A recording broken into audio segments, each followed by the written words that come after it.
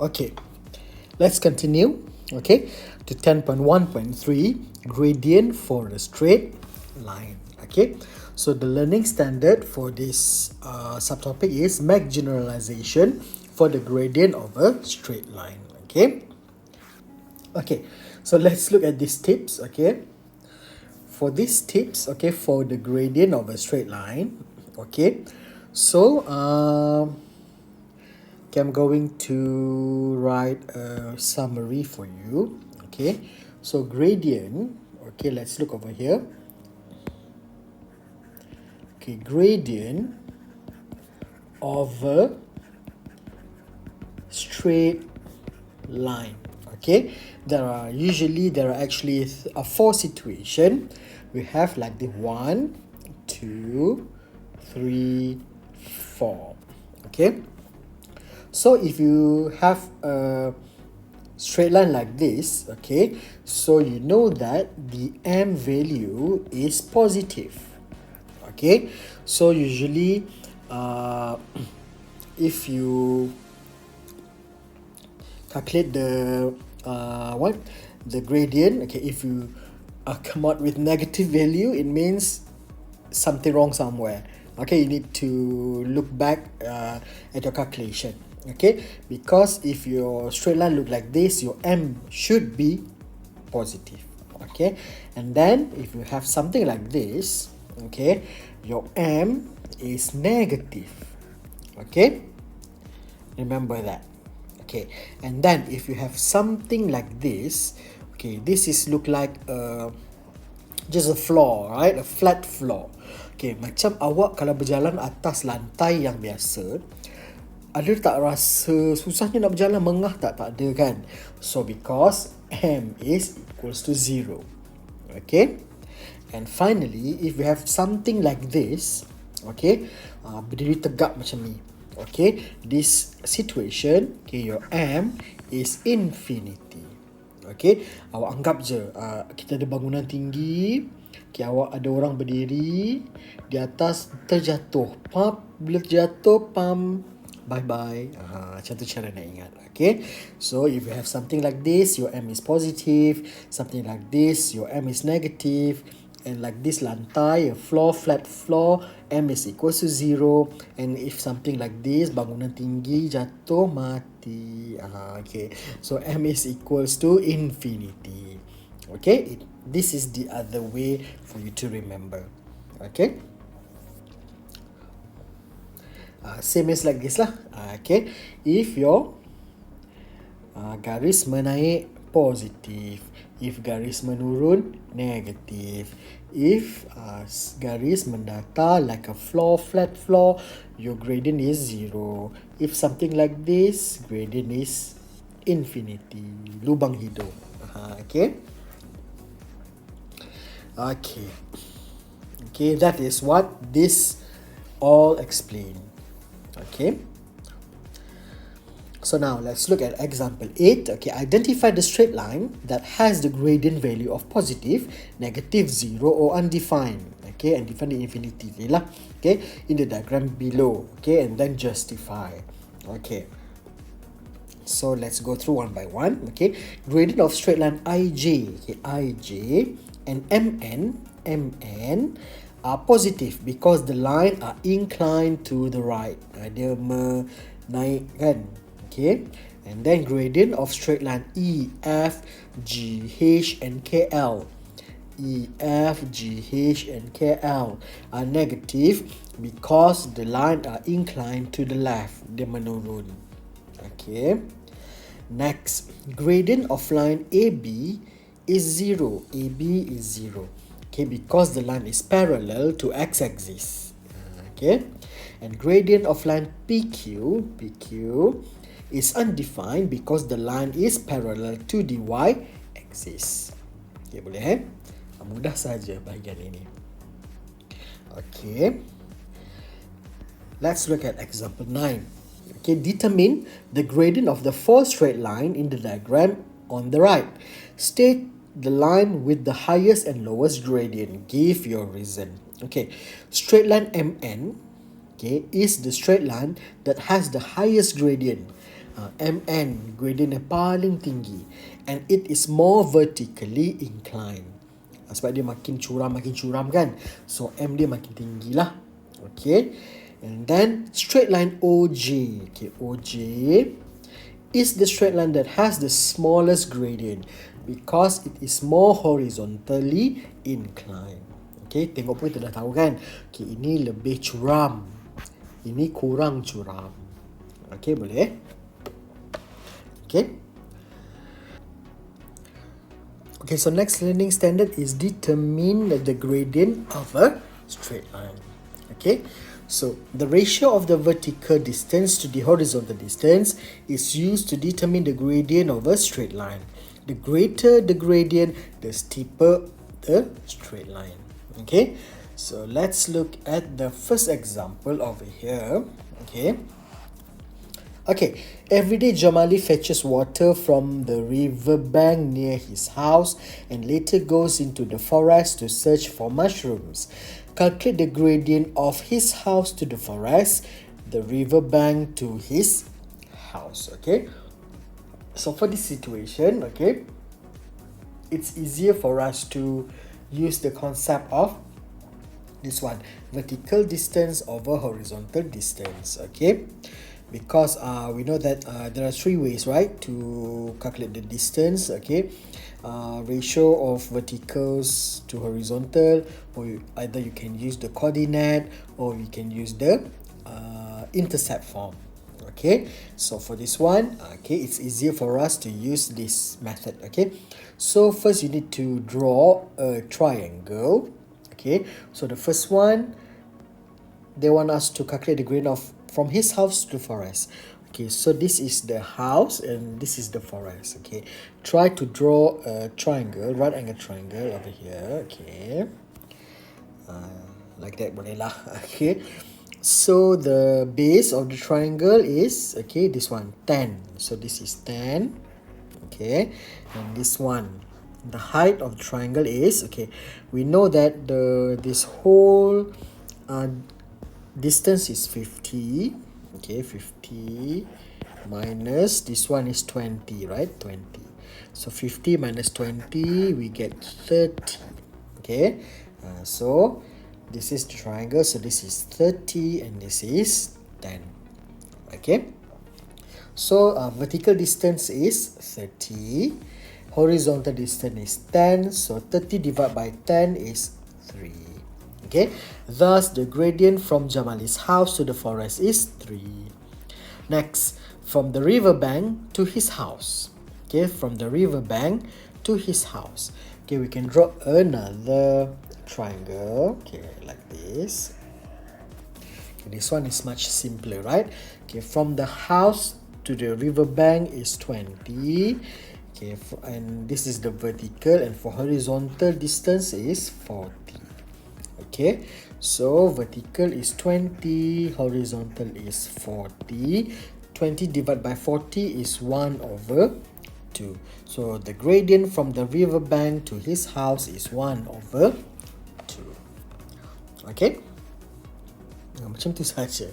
Okay, let's move to the next learning standard, the last one. Okay, solve problems involving the gradient of a straight line. Okay, so let's look at example 11. Okay, I'm going to zoom. Okay, determine the X and intercept of a straight line that passes through point P 0, -4 with the gradient -2. Okay, B, determine the coordinate of y-intercept of line that passes through the point 60 and gradient 1 over 3. Okay, so first, okay, we need to understand the problem. Okay, understand the problem. Okay, so soalan nak, okay, kita determine the x-intercept. Okay, given point P0 -4. Okay, label, okay, x, y. The value is on the y coordinates. So this is actually a y-intercept. Okay, so we can draw, okay, draw like this.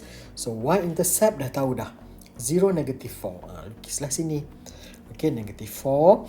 Okay, and then we have a gradient of -2, negative. So if negative, your line should look like this. Okay, incline to the right. Okay, so it looks like this lah. Okay, so we have 0, -4, m is -2. Okay, so this is the x intercept that we want to find. Okay, so plan the strategy. So we can use formula. Okay, m is equals to -y over x. Okay, so the question 1 to find x intercept. Okay, so we can tukarlah tempat ni, interchangeable kan. X naik atas, m turun bawah. So x okay equals to -y over m. Okay, faham algebra tertukar-tukar. Okay, so dapatlah formula ini. X intercept is equals to -y intercept divided by m, where your y intercept is -4. Dapat daripada sini. Okay, so implementing strategy. Okay, so substitute the value and calculate. Okay, so x intercept is equals to negative. Kita follow yang ni yang ni.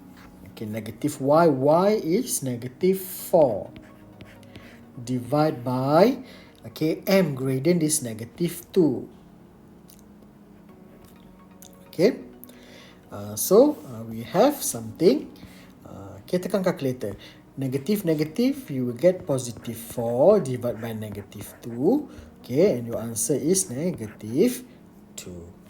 So we know that. Okay, thus, okay, I'm using pink color. Okay, thus, x intercept is -2 with the coordinate -2, 0. Okay, this one okay. Jangan confuse ni. Ini kita tukar tempat je. Kita nak cari x kan. So x naik atas pindah sebelah. Okay, atas akan turun ke bawah. Bahagi akan jadi darab, darab akan jadi bahagi. Okay, now let's look at B pula. Okay. Okay, so from the question, okay, we want to determine the position of y intercept. So from the question, okay, the given point is x intercept. Kenapa kita tahu x intercept? Sebab dalam koordinat tu nombor yang bukan kosong adalah pada koordinat x, xy kan. Bila je ada nombor dekat x dan y dia kosong, itu adalah x intercept. Ingat Okay, so dah buat sini. So gradient kita positif. Betul lah, garis naik kan. Naik, so gradient positif. Okay, so kita guna benda yang sama. Kita tahu m is equal to -y over x. Okay, sekarang soalan nak kita cari y. Okay, so y, okay, x kita pindah ke sebelah sebab kita nak y saja. So okay, m darab x is equals to -y. Tapi kita nak y ni positif. So kita darabkan dengan -1 semua. Okay. Okay, so saya tulis kat bawah ni. Okay, ni tadi mx kan. So mx equals to -y. Okay, saya nak buat y ni positif, semua saya darabkan dengan -1. So dia akan jadi -mx equals to y. Okay, ataupun y equals to -mx. So tu dapat yang ini. Okay, boleh. Okay, next, substitute the value and calculate y intercept. So y intercept, okay, -m. Okay, m is 1/3. Okay, times the x intercept. X intercept, okay, berapa x intercept? 6 kan? 6. So ni boleh potong lah. 3, 2. So dapatlah -2. So we can conclude that thus y intercept is negative 2. Okay, with the coordinate of 0, negative 2. Boleh? Di sini awak kena tera ubah-ubah ni. Awak kena pandai ubah-ubah ni. So, kalau masih ada yang tak faham, boleh tanya. Okay, next, example 12 pula. Okay, example 12. Calculate the value of V in the diagram on the right. Okay, we know that V is X intercept. Okay. Negative 8 is Y intercept. Okay. So, understanding the problem. So, the problem want us to find the V, which is the X intercept. Okay. So, kita boleh gunakan formula intercept. Okay. Kita mulakan lagi dengan okay, M is equal to negative Y over X. Soalan nak cari X, betul? So, X pindah sebelah, M pun pindah sebelah. So, dia akan jadi X equal to negative Y over M. Sebab kita nak X sahaja. Sebab tu kita pindahkan M tu sekali ke sebelah. Okay. So, dapatlah formula ini. Okay. So, V. Ini kan V sebenarnya kan. X is equals to V. So, V is equals to negative. Okay. Y-intercept is negative 8. Okay. Divide by M, the gradient. So, the gradient is 4. Okay. Negative, negative. Nenek po. So, 8 over 4 is 2. Okay. So, thus, X-intercept is 2. Clear? Okay. Okay, next example 13.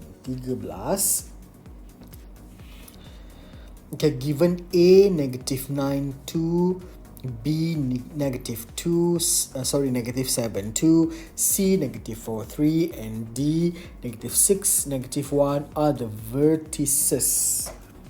Terpotong pula kan. Vertices of a quadrilateral. Okay, determine the type of quadrilateral. Okay, so the understanding the problem, determine the type of quadrilateral. Okay, planning the strategy. Okay, determine the gradient of straight line AD, BC, AD, and DC by using formula this one. Okay, so apa yang dikata, okay, kita kena cari dulu gradient untuk setiap garis ni menggunakan this formula. And then we need to draw the quadrilateral. Okay. Okay, so contoh di sini kita kita lukis dulu. Okay, from the given coordinate, okay, kita lukis. Okay, kita lukis plot 4 bucu tadi. Okay, then kita boleh kira gradient for each line. Okay, so yang pertama, okay, line AD. Mana AD? AD, this one. Okay, so kita labelkan mana X1, Y1, X2, Y2. Okay, for example, I'm labeling this as X1, Y1, X2, Y2. Okay, so formula, so negative 1, okay, minus negative 2, divide by X2 is negative 6, minus negative 9.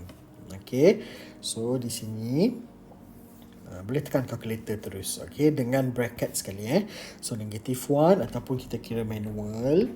Okay, negative 1 ni akan jadi positif. Negatif positif 2 divide by negative 6 negatif positif 9. Okay, so 2 minus 1 is 1 divide by 9 minus 6 is 3.